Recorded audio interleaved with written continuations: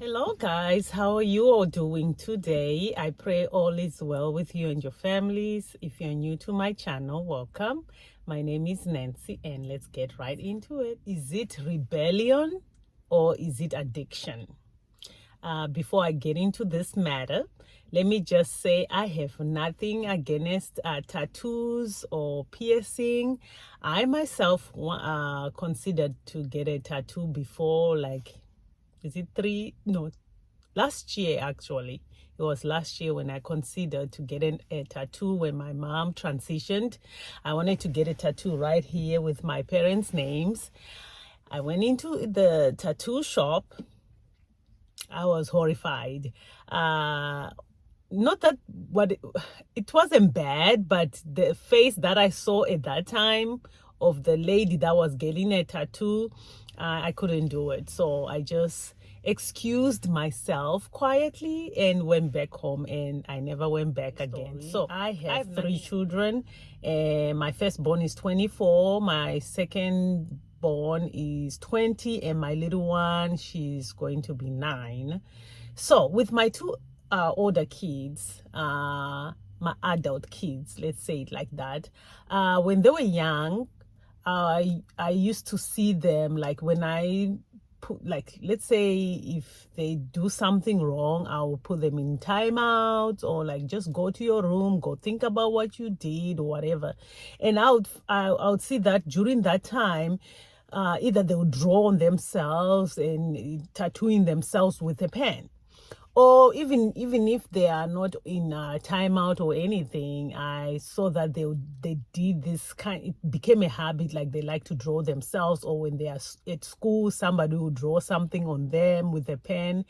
So of course, back then I would get furious, and they didn't have cell phones, so I would just do what I knew how to do best. The disciplinary action that I knew was to let's take away TV time, no play time. You go to your room, you read a book and think about what you did. I don't want to see this kind of thing, because of course my understanding of tattoos and piercings back then was limited. Just imagine growing up in a culture where you never see anyone with a tattoo. For me personally, I never saw anyone with tattoos unless it was even on TV, because we only had 2 channels when I was growing up back there. It was TV1, TV2, if I'm not mistaken. And on those TVs back then, all you'd see was kung fu movies and the news, and the TV would shut off. So I never saw that. So it was never something that you just grow up and see people with tattoos or body piercing all over the body. I never saw that. So with that mindset, when my kids drew on themselves, like pretended they'll get stickers and put stickers, like my daughter will put sticker on their nose, put stickers on, it was just. And when the cell phones came into play, of course I would take the phones, because this was a habit that was just, on and off, on and off. And for some reason I'll catch them when they try to hide those tattoos which they would have drew with their pen. Long story short, mind you, my husband has had his own type of disciplinary action that he implemented. We were totally different on disciplinating our kids. I was more like a strict mom. We're not gonna do that. We are not gonna discuss this. End of story. He's more like, let's analyze this. Let's talk about this. Let's discuss this. Let's sit down. Go to your room. Think about it. He's so gentle in his parenting. I am to go back and redo this parenting thing, I would have gone with my husband's way of parenting. That way it would have created that open-minded conversation with my children and find out why they feel the urge to draw on themselves. Maybe I could have picked up that this is a pain going on, maybe something is going on at school, or maybe I could have picked up that, you know what, my strictness is messing these kids up. I could have, maybe I could have picked up that it might be peer pressure, or maybe coping mechanism they are doing. It's a lot you could find out when you open yourself up and open yourself to the kids. I'm learning that now. But guys, I understand that we might be raising our kids in a similar situation where we are both strict. The environments are the same. We are in a foreign country, and yet your kids will turn out really well, making good decisions, and mine making bad decisions. I understand that happens. Or maybe even in some cases, both parents are not even in the home, and the kid end up doing really well. We bless God for that. So I understand all that, but I am talking to those who are in the same boat like mine, where you are strict, you do this thing, even if you think you are doing it for the good of the child, and then somewhere, somehow, the things just don't work out the way you were doing it. That's the parents I'm talking to. Because I personally believe that as long you raise your kids through fear and pain, no matter the good you do, there's going to be that pain and fear transfer. That's my belief. I've seen it happen, and unfortunately, it happened to my kids. Let me give you an example. So this is how your pain and fear will translate in your kids, how it will look like in your kids. Let's say if you're a controlling parent, right? In the name of protecting your kids, because you don't want the same trauma that happened to you happen to your kids, and you're raising your kids through fear and pain. It will look like this when they are growing up. It will look like disconnection in them, avoidance. They start avoiding you. They won't like what you like. Let's say if you go to church, you see them now disliking church, because I think they are saying you are too, whatever they are seeing in you, they don't want whatever they're seeing in you. So they don't want your God, because they are thinking, because you are full of pain and dysfunctions, they are associating that with your God. So they will back up from it. And when now they go into their adult, that's when they'll say, I don't believe in God. Where did that come from? Because they're associating that your behavior with your God, so they don't want to be part of your God. That's what I've studied or discovered in my daughter.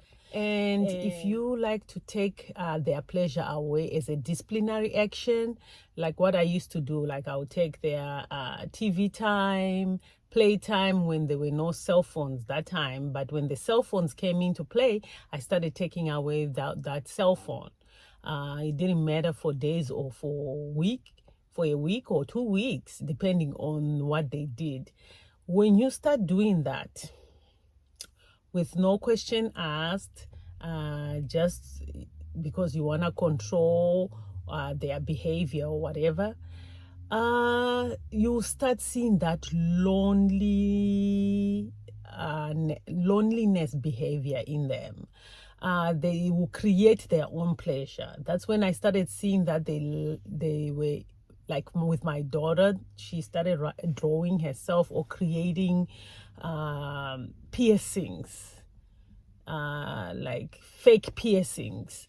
They will create a pleasure because they are trying to compensate whatever you have taken from them.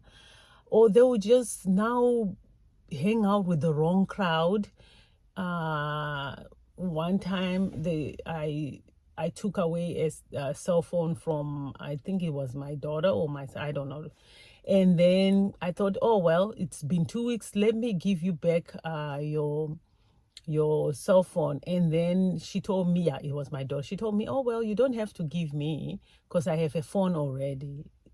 I said, you got a phone? Where did you get it? My friend gave it to me. You see, they will find ways. They start creating pleasures, finding some other ways that you never dreamed of from somewhere else, just to compensate what you have taken away from me. So I'm just saying that balance, and that really, if I'm to do it again, I would want to sit down, like what my husband will always tell me, just sit down, hear them out, and find another way of doing these things than just to say, this is my way, period. It won't work well. And this is not for all the kids, by the way. I'm just telling you my story. You just learn what you want to learn and do what you know is best for you and your children. If you are a screamer, then you will see depression tendencies in them. That's how it's gonna translate itself in them. You will see anger issues and hoarding kind of things, behavior, like instead of them liking to clean. If you're a very clean person, not clean person, like if you have your OCD is in cleaning a lot, they will do opposite. So it's more like anything you do, it's opposite. So if you are into cleaning a lot as a parent, they're gonna have the tendencies of being nasty. I don't know if it's a way of getting back to you, or if it's just manifesting itself that way in them. And if you are a very strict parent, then it's going to come out as a rebellion spirit in them. Whatever you tell them to do, they won't do, and whatever you tell them not to do, they will do. It's just a spirit that will just go on them, and then it will also come out as low self-esteem issues. So that's why I call it pain transfer. Although you are trying to heal from all these things that is on you, it seems as you are healing, it's being transferred, and it's a very, very sad thing. So my point is really, as long you remain unpredictable as a parent, because you are in pain and in fear, then you will always run into a brick wall. Your agenda will fail. Even if that agenda is a good thing, you want the best for your kids, it seems like it will just backfire because the lenses you are using are wrong. You are trusting in your own strength. You are trusting more in pain. You are just looking at that pain like, I don't want this to happen to my kids, and failing to look through the right lenses. So that agenda will fail later on. You won't see it now, you will see it later. And that's when it will manifest itself in all these things, behaviors, bad behaviors that you start seeing in your kids, and you wonder, where did that come from?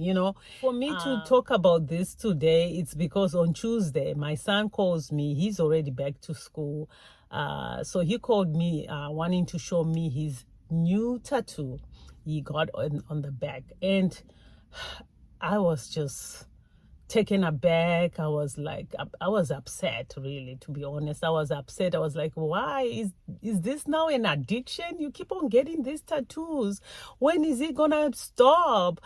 So I think he expected me to say, oh yeah, bravo, yeah, just because you put a Bible verse, whatever, I'm gonna be excited. I wasn't. I was like, okay, do you want to cover yourself with tattoos or what? I was just taken aback, like, oh my goodness, you keep on adding these tattoos. I thought you get to a point where you say, you know what, enough is enough. Parent, now you're just forced to go back in time and think like, okay, I know these tattoos and piercings are not wrong or anything like that, but when is it gonna stop? Is it now an addiction?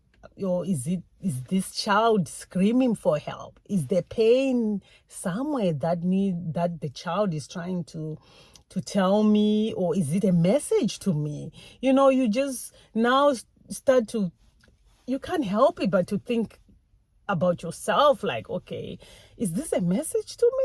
Is it a rebellion spirit? Coping mechanism? Is it now a self-punishment? Is he punishing himself for something? Is it a compulsive pattern? So yeah, it's just something that was going on in my mind. So I said, let me just talk about this thing. Anyways, I'm okay now. It is what it is. What can I do? I can't scrap it. That's how I would quickly get out of my own self and say, what can you do? You're worrying about this thing, you're not adding anything to it. So, hey, you better just get on board and just pray about it for peace. Let peace reign and move on. And that's where I am at this point. Like, God, whatever it is, better than I do. So let peace reign and let just help me to move on with whatever it is. But it's not easy. That's what I'm trying to say. It's not easy. And when it's a second time around, it's even worse. The triggers that come back, because you are like, okay, I thought this was going to end with my daughter, because with my daughter, it was more like piercing stuff. Like I went down to the piercing place, I think 2 times, and had the piercing people remove those body piercing from my daughter because she was underage, and it was a mess. So going through all that, and she did her tattoos, but at least she hopefully hopefully she reached a point where whatever tattoo she has is enough. Hopefully, I don't know. But when the child got his piercings, when he turned 18, that's when you know that there's nothing you can do. So when that happened, that was like, okay. If I wanna stay in relationship with these kids, I better, God, you now change my heart. Maybe I'm understanding these things wrong. So since then, I was like, okay, peace reign. Let peace reign. So when he started going into these tattoos, because these tattoos are not cheap, guys. These are expensive. And I was not going to pay for anybody to get tattoos. So I figured out these kids work hard just to get a tattoo. These tattoos are not cheap. They range from 200 and up, depending on the size of the tattoo. I was like, wow. So I just choose peace. At this time in my life, I've been fighting so much. I just choose peace. But, this just... Anyways, I'm just saying, for my case, I don't know now whether this will be coming from a rebellious spirit, or it's becoming an addiction, or maybe it's a cry for help, a pain that is inside that the child is trying to say, or a message to me, or message to whatever. That's what I'm saying. Like, now when you know yourself and you know how you raised your kids, you can't help but to wonder, like, okay, is this? That's what I'm trying to say. But if you have gone through trauma in your childhood and you are a parent now, this message is just for you, to just tell you that, you know what, if you can learn from my story, you get your healing, because nobody is just going to give you a manual on how you can raise your kids, but God can. He is the manual himself, and he can help you to raise those kids. But for him to do that, you have to surrender the pain in exchange for the healing that he has for you. So if you surrender that pain to him, he will give you that healing you need, and it will be easier for you to parent those kids in through the lenses of faith and trusting God. And just maybe you doing that can make that little difference. But if you remain in that sickness, that pain, that fear, even if you want to do, even if you are doing the right things, doing everything by the book, if there's a book, how those kids will turn out, or what they will see That's what you don't know. You'll be doing it by the book, but what they will see from you is totally two different things. And that's what I'm trying to show you, that this thing can turn out the way you wouldn't have imagined. Okay, let's say you say, well, I don't believe in God still, but you're still in pain and you're parenting your kids. My advice to you is, in the meantime, before you implement your disciplinary actions, step back a little bit. Now that we are in the day and age where you can just Google everything, Google the disciplinarian action you're trying to implement. Just look at that thing and see if there is long-term effects before you do it, because what you want to avoid is those long-term effects, because they won't show you the effects of whatever action you're taking right away. It will show up later. So before you do your disciplinary thing, Google first. If I take this phone for 2 weeks, what is it gonna do to my kids in the long run? You will see a lot of information.